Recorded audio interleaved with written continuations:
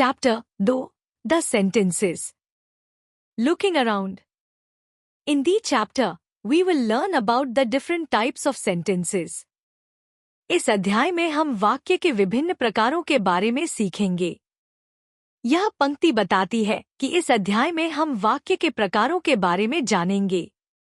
Read the following conversation between mother and her son. माँ और उसके बेटे के बीच की निम्नलिखित बातचीत को पढ़े। यह पंक्ति हमें माँ और बेटे के बीच एक बातचीत को पढ़ने के लिए कह रही है। Mother, Ajay, where you going are? Ajay, the park I am going to. Mother, will do in the park what you? Ajay, with friends my play I cricket will. Mother, play do you also football? Ajay, yes, only sometimes but. ऊपर दिए गए सभी वाक्य क्रमबद्ध नहीं है और इनका कोई अर्थ स्पष्ट नहीं हो रहा है। Do these groups of words in above conversation have any meaning?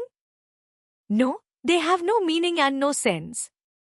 क्या ऊपर की बातचीत में दिए गए शब्दों के समूह का कोई मतलब है?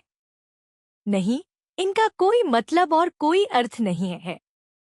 यह पंक्ति बताती है कि इन शब्दों के समूह का कोई अर्थ नहीं है क्योंकि वे सही तरीके से व्यवस्थित नहीं हैं। Now, again look at the following conversation. अब फिर से निम्नलिखित बातचीत को देखें। यह पंक्ति हमें सही तरीके से लिखी गई बातचीत को देखने के लिए कहती है। Mother, Ajay, where are you going? माँ, अजय, तुम कहाँ जा रहे हो? Ajay, I am going to the park. Ajay, मैं पार्क जा रहा हूँ। Mother, what will you do in the park? माँ, तुम पार्क में क्या करोगे? Ajay, I will play cricket with my friends. Ajay, मैं अपने दोस्तों के साथ क्रिकेट खेलूंगा। Mother, do you play football also? माँ, क्या तुम फुटबॉल भी खेलते हो? Ajay, yes, but only sometimes. Ajay, हाँ, लेकिन कभी-कभी। ऊपर दिए गए सभी वाक्य क्रमबद्ध है और इनका अर्थ स्पष्ट हो रहा है। Now, each group of words in above conversation are given in their proper order with complete meaning and sense. अब ऊपर की बातचीत में दिए गए शब्दों के समूह को सही क्रम में पूरी तरह से अर्थपूर्ण रूप में दिया गया है। यह पंक्ति बताती है कि अब बातचीत में शब्दों को सही क्रम में रखा गया है, जिससे उनका अर्थ स्पष्ट हुआ है। When a group of words are arranged in such a manner that it makes complete meaning, is called a sentence. जब शब्दों का एक समूह इस तरह से व्यवस्थित किया जाता है कि वह पूरा अर्थ बनाता है, तो उसे वाक्य कहा जाता है। यह पंक्ति बताती है कि जब शब्दों को सही क्रम में रखा जाता है और उनका पूरा अर्थ बनता है, तो उसे वाक्य कहा जाता है। Remember it. A sentence always begins with a capital letter. एक वाक्य हमेशा बड़े अक्षर से शुरू होता है। यह पंक्ति बताती है कि वाक्य की शुरुआत हमेशा बड़े अक्षर से होती है। A sentence always ends with a full stop, dot, a question mark, or an exclamation mark. एक वाक्य हमेशा पूर्ण विराम, डॉट, प्रश्न चिन्ह या विस्मयादिबोधक चिन्ह से समाप्त होता है।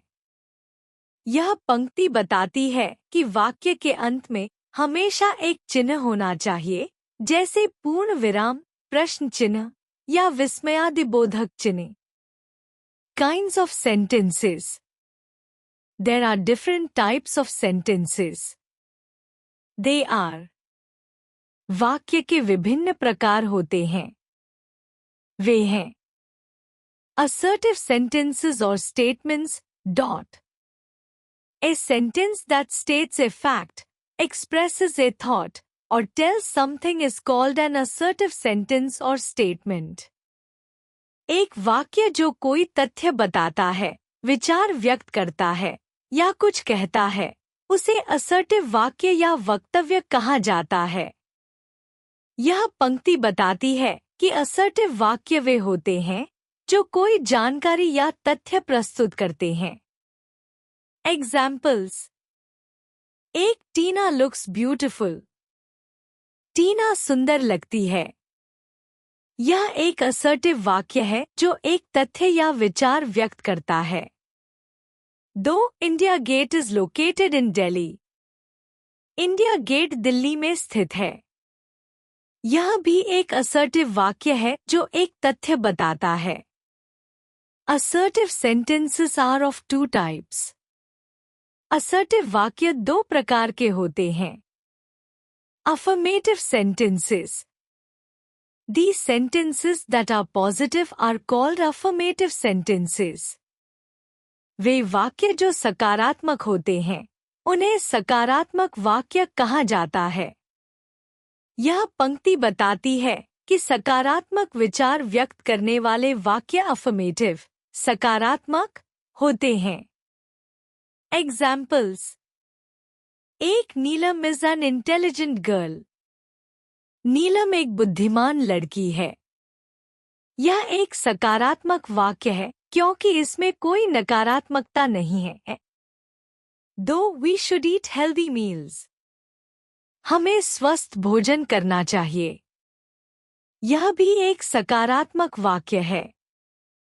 Negative sentences.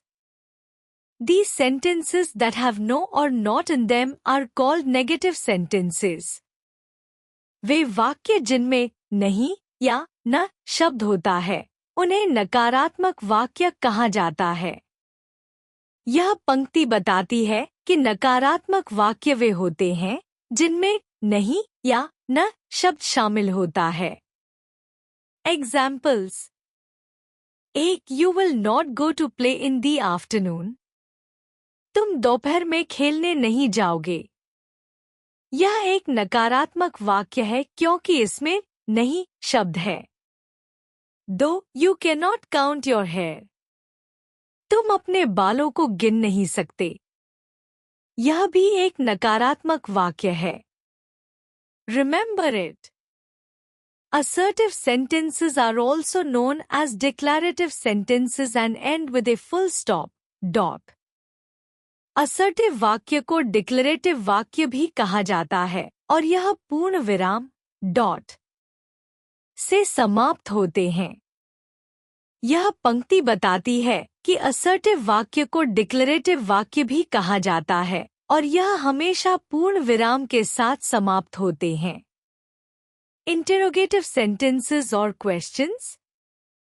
A sentence that asks something or requests some information is called an interrogative sentence or question. We use a question mark in the end of these sentences. वह वाक्य जो कुछ पूछता है या जानकारी की मांग करता है उसे प्रश्नवाचक वाक्य या सवाल कहा जाता है। हम इन वाक्यों के अंत में प्रश्न चिन्ह का उपयोग करते हैं। यह पंक्ति बताती है कि प्रश्नवाचक वाक्य वे होते हैं जो किसी से सवाल पूछते हैं या जानकारी की मांग करते हैं और इन वाक्यों के अंत में हमेशा प्रश्न चिन्ह होता है। एग्जाम्पल्स। एक, is Rajan taking a bath. क्या राजन नहा रहे हैं? यह एक प्रश्नवाचक वाक्य है जो किसी से सवाल पूछता है। 2, do you go for a walk daily? क्या तुम रोज सैर के लिए जाते हो? यह भी एक प्रश्नवाचक वाक्य है जो किसी से सवाल पूछता है। Exclamatory sentences. The sentences that express strong sudden feelings are called exclamatory sentences. We use an exclamation mark at the end of these sentences.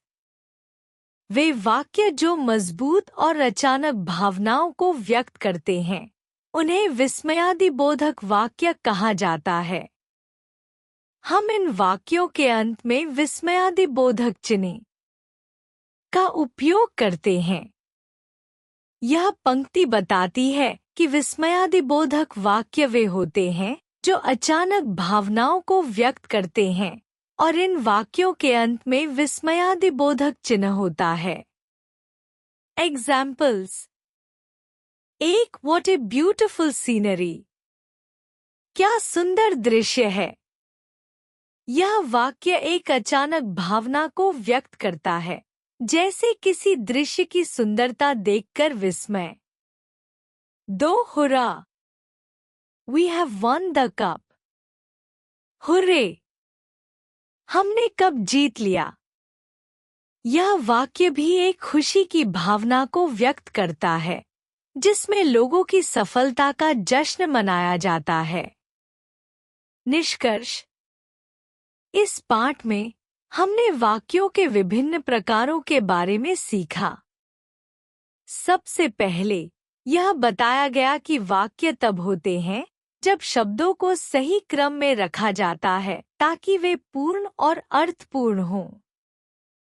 वाक्य हमेशा एक बड़े अक्षर से शुरू होते हैं और एक पूर्ण विराम, डॉट, प्रश्न चिन्ह या विस्मयादिबोधक चिन्ह से समाप्त होते हैं।